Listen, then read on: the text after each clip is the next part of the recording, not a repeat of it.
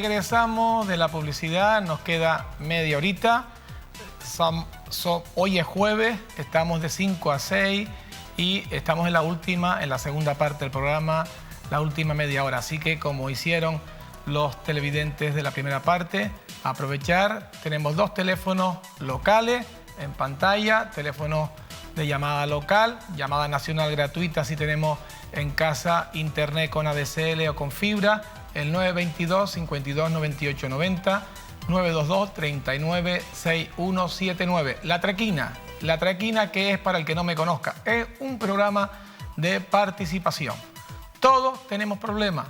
Ustedes lo han visto en la primera parte del programa, en otros programas, los que nos siguen habitualmente, gente que tiene problemas, gente que se ha caído, gente que tiene problemas en la comunidad de vecinos, también problemas legales. La gente pues me hace preguntas porque tiene una hermana que se ha hecho una casa, porque otra ha puesto dinero, y ya tenemos una llamada en Arona, en Tenerife, Yuraima. Buenas tardes, Yuraima, ¿cómo estás?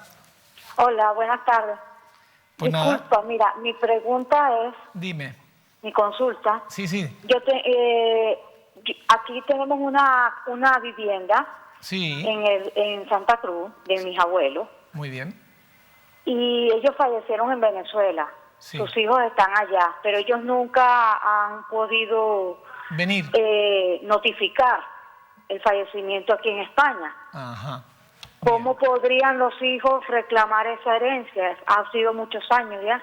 Bien, hombre, aquí hay que contar con la colaboración de, al fallecer allá, hay que sacar los certificados de defunción en Venezuela, en el estado.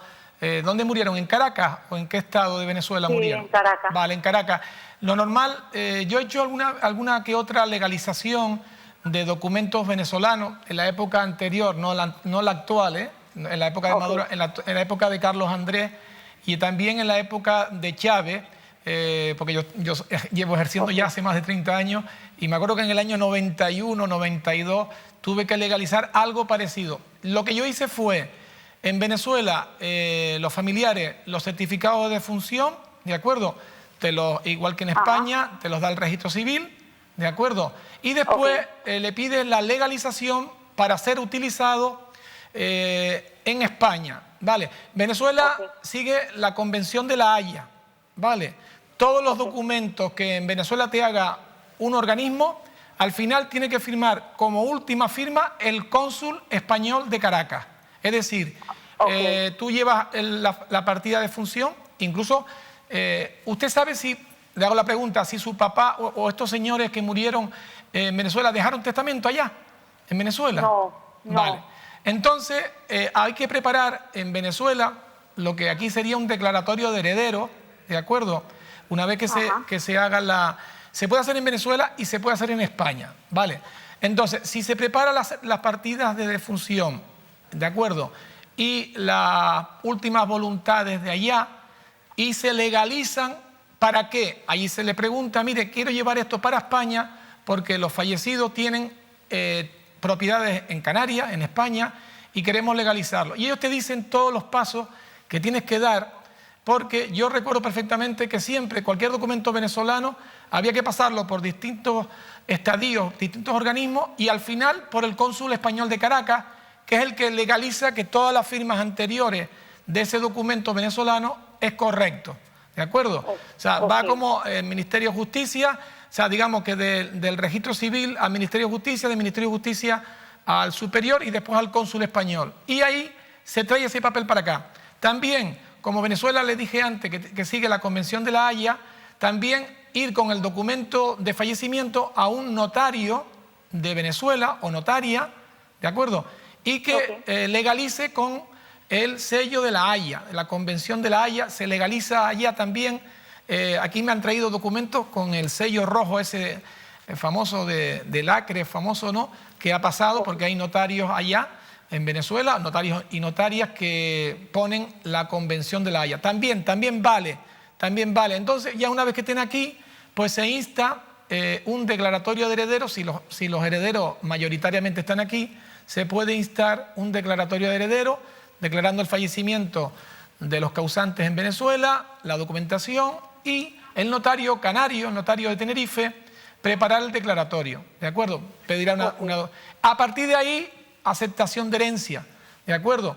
Porque si no, esa propiedad, si está a nombre de los causantes que murieron en Venezuela, pues aquí seguirá a nombre de ellos toda la vida, ¿de acuerdo?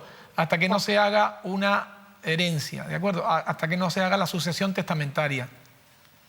¿Y no importa aún que haya pasado mucho tiempo? No importa, no importa. Para arreglar la herencia, mientras el Estado español, ¿vale? Mientras el Estado español no le quite a uno, al heredero, porque hayan pasado muchos años, no te quite, porque como todos sabemos, la ley lo permite, pero yo no he visto nunca que el gobierno español, bueno, en algún caso hay, por no arreglar los papeles durante más de 50 años y constarle al gobierno que los fallecidos no hicieron, nadie ha reclamado esa herencia, pudiese darse el caso de que el Estado se quedara con los terrenos, se hacen públicos, ¿de acuerdo? Toda propiedad intestada, no sucedida, es decir, no hay testamento y no se sucede durante más de una generación, 2 generaciones, ese patrimonio puede ser automáticamente propiedad del Estado, ¿de acuerdo?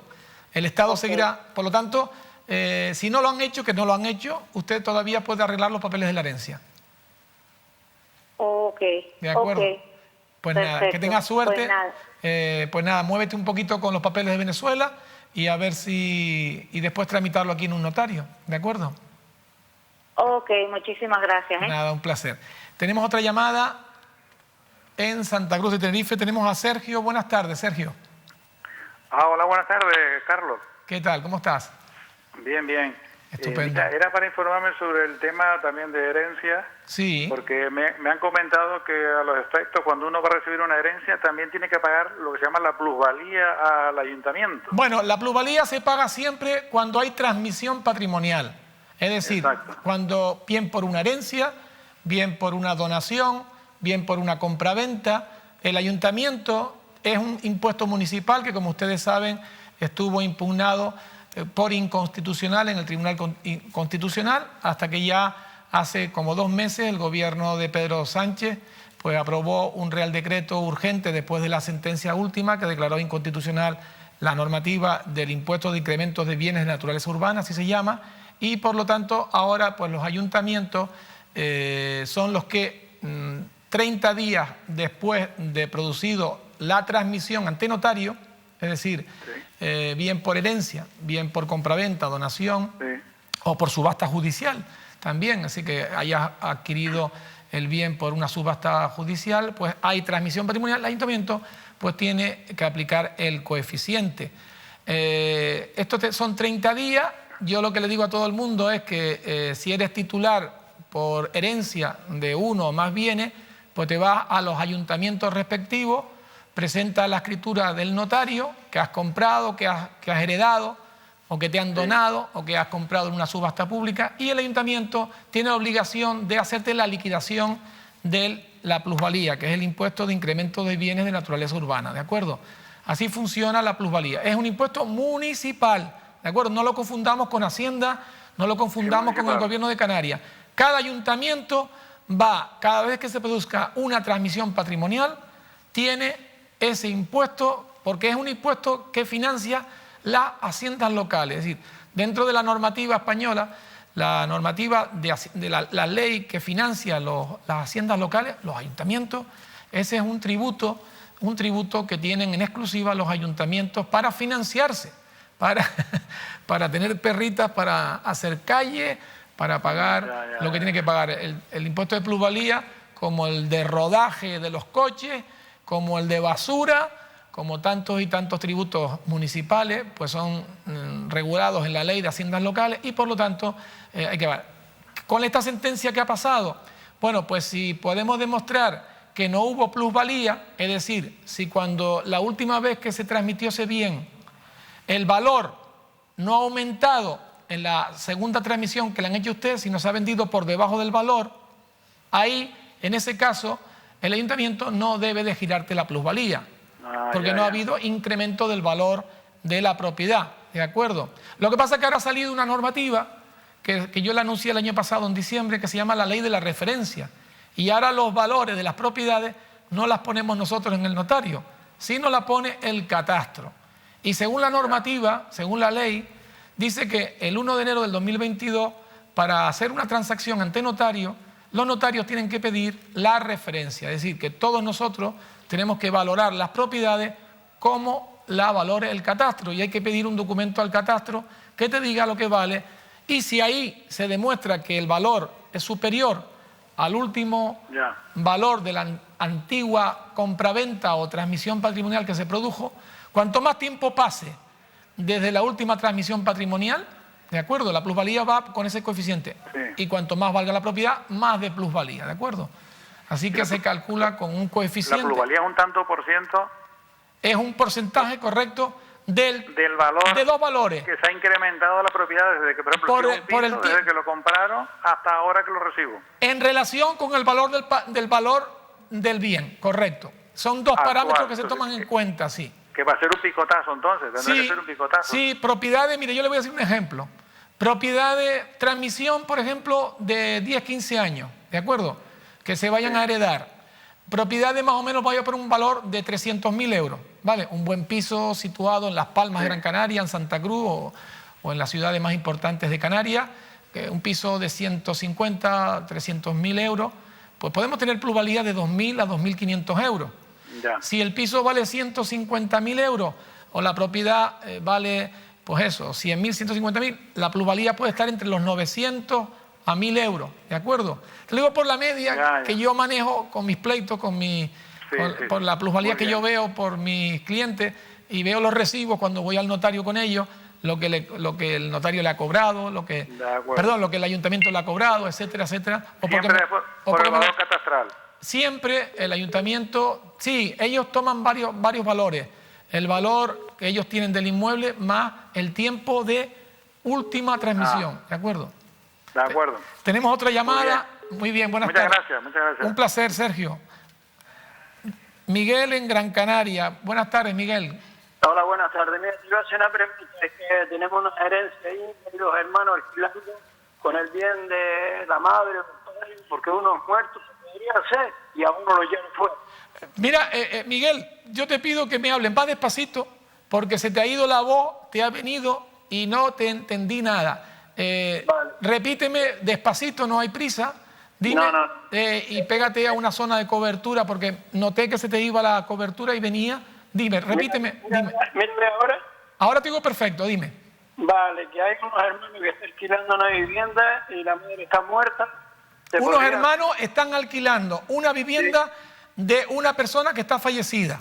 Está fallecida. No, Vale. que son de los dos, del cuello, del marido Y de la mujer, ganancial. De la mujer. Y ambos están muertos. Uno. Uno murió, vale. Y el otro que está vivo, que ha autorizado ese alquiler. Sí, dice que hizo un poder que era para el bien de ellos, pero... Vamos a ver, la persona que está viva, que es el hombre o la mujer. La mujer. La mujer es usufructuaria vitalicia del esposo y viceversa. El esposo es usufructuario vitalicio de la esposa. ¿Qué quiere decir? Que cuando muere papá, mamá se queda con el usufructo vitalicio de todos los bienes. Derecho a usar y disfrutar.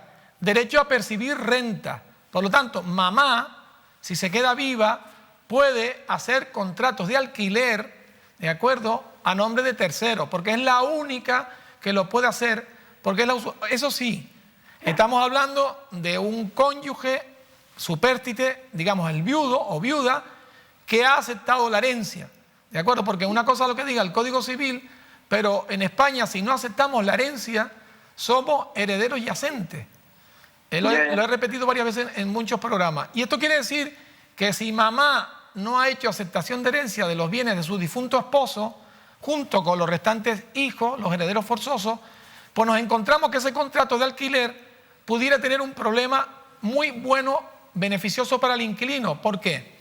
Imagínese usted que no se acepta la herencia, se hace un contrato de inquilinato, de arrendamiento, y el inquilino no paga. Y lógicamente, ustedes se cabrean, no paga.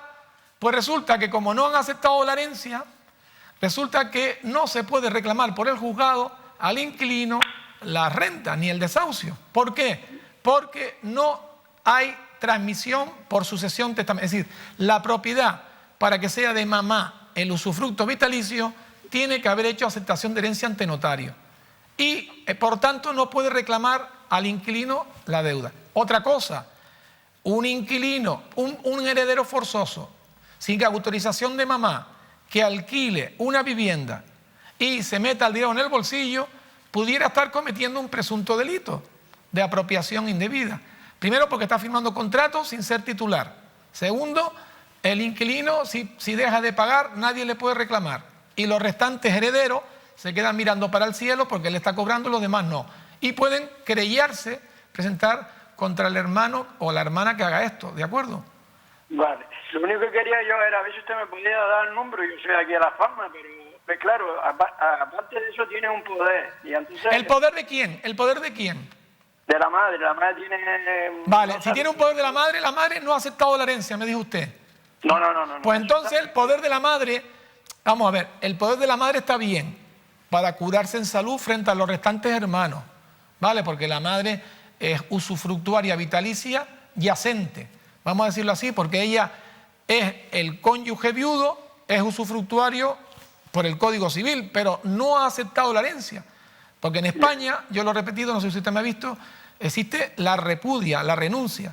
Por lo tanto, si yo soy heredero, pero no hacemos el acto de aceptación de herencia, no soy heredero real, no soy nuevo dueño, soy heredero yacente y por lo tanto no puedo alquilar.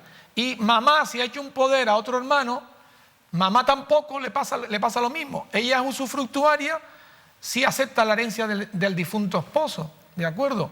Pero si no la acepta, ese poder es simplemente un poder de mamá a un hijo, que puede valer para los restantes hermanos, ¿de acuerdo? Pero que no vale legalmente para nada si mamá no acepta la herencia, ¿de acuerdo?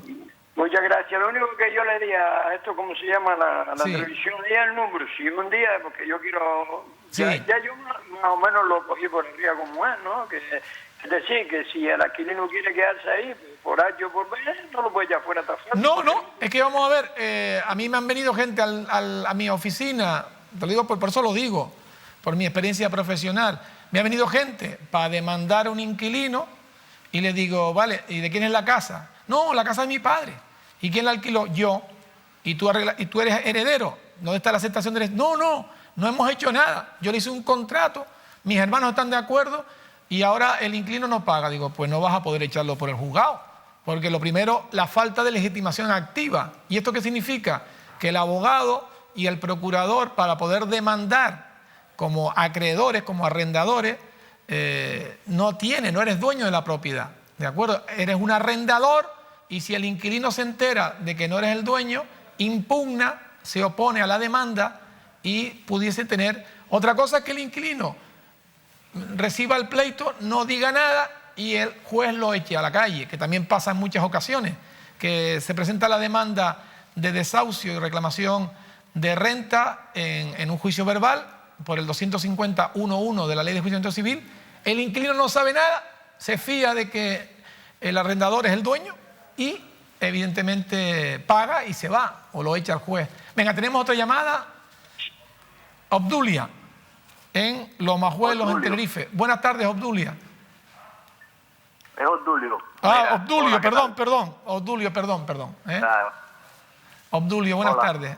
Mire, yo quisiera hacer una pregunta para consultar porque, mire, yo soy cubano Sí, y llevo un año aquí. sí.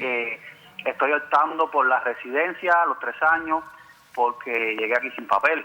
Llegó sin papeles, llegó entonces, como turista. Sí. O sea, sí. usted vino aquí como turista. Sí. ¿Y cuánto tiempo lleva en Tenerife como turista? Llevo un año. Pues esa residencia no le computa. Si usted viene aquí a Tenerife, cubano, y usted entra como turista, que tenemos 3 meses para entrar y quedarnos en Tenerife, en Las Palmas, en cualquier parte de España, como turista, usted al mes 3, si se quiere quedar, tiene que pedir una prórroga, porque si no, tiene usted que regresar a su país, porque si usted se queda aquí esa residencia no es efectiva. La ley es clara. La residencia de turista, la que yo vengo a un país, me meto dentro y no me voy, no computa a los efectos de la residencia efectiva de cara a obtener la nacionalidad por residencia. Y esto, salvo que pase lo que ocurrió en el año 2001 con Zapatero, con el gobierno del PSOE, Zapatero, que empezó a legalizar a un montón de inmigrantes que estaban en España, cambió la ley, hizo un tema y empezó a legalizar a todos los que estaban en España ilegales, los legalizaba con un recibo incluso del metro, un disparate. Bastando que tú dices un recibo del metro, pero esto ocurrió en España en el 2001. Sí. Usted en este momento se encuentra viviendo en Canarias, en Tenerife, durante un año y esa residencia no le vale para nada. Para nada. Sí, a ver, yo lo sé. Yo estoy aquí ilegal. Está ilegal. Claro, usted está ahí, a lo mejor está mejor que en Cuba, pero completamente ilegal. Si lo coge la Policía Nacional en la calle, lo expulsan. ¿De acuerdo? Si usted lo paran ahora mismo en la calle y le piden la documentación, el Policía Nacional, la Guardia Civil o la Policía Local o la Policía Canaria lo ponen, le abren acta de expulsión inmediata. ¿De acuerdo? Yo quiero solicitar el asilo político aquí en este país para quedarme. Vale, pero para hacer el asilo, para asilo político tiene que cumplir la normativa de asilo. Yo lo que le recomiendo, no sé, porque así es la ley, es que cuando queramos quedarnos, en este caso en España, tenemos que hacer, España, la normativa dice que tenemos que hacerlo en el país de origen suyo. Usted tiene que ir al cónsul o a la embajada, dependiendo de donde viva, si es embajada o es cónsul, de España en su país, y pedir el visado para residir o para trabajar en España. Y hasta que no se lo den en ese consulado o embajada española, no debes de venir para acá. ¿Por qué? Porque muy probablemente ahora, si tú pides el asilo y como has estado un año ilegalmente residiendo en España, tienes un problema, y es que automáticamente te expulsan. Y entonces la ley dice que si te trincan, en un caso como el tuyo, porque tú tenías que haber pedido el asilo antes de entrar, en el momento en el que llegaste, no ahora, después de estar un añito aquí, ¿de acuerdo? Resulta que se te aplica la normativa y lo primero que tienen que hacer es expulsarte y un periodo de prohibición de entrar en España que puede ir de 2 a 10 años. Es decir, que te puedes encontrar que si pides asilo y descubren que estás aquí ilegal, después resulta que aunque legalice la cuestión en Cuba, para entrar en España tienes un periodo de prohibición de entrada en España por haberte quedado.